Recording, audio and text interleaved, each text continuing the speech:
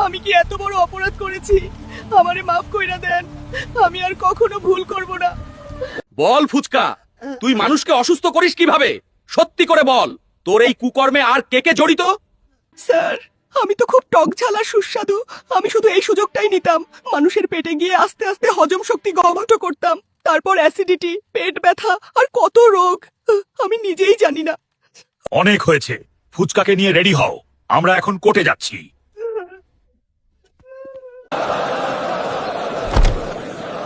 আদালত শুরু করা হলো। অভিযুক্ত ফুচকাকে কাঠগড়ায় হাজির করা হোক। মাই লর্ড, এই নিরীহ দেখতে মচমচে ফুচকা তার স্বাদের ফাঁদে ফেলে প্রতিদিন মানুষকে ঠেলে দিচ্ছে ভয়ঙ্কর সব পেটের রোগের দিকে। অ্যাসিডিটি, গ্যাস্ট্রিক, আলসার সবকিছু শুরু এখান থেকেই। আজ যদি একে ছেড়ে দেওয়া হয়, আগামীকাল আরো কত মানুষের পেট নষ্ট হবে তার কোনো হিসাব নেই। আসামি ফুচকা, তোমার কি কিছু বলার আছে? প্রিয় অর্ডার, আমি জানি আমি হাজার হাজার মানুষের ক্ষতি করেছি।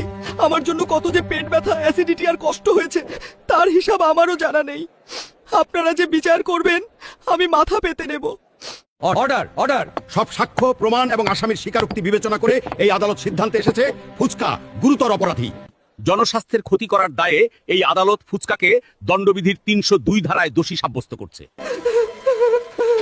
মাগো, আর কখনো ফুচকা বিক্রি করব না, আমার এইবার বাঁচান।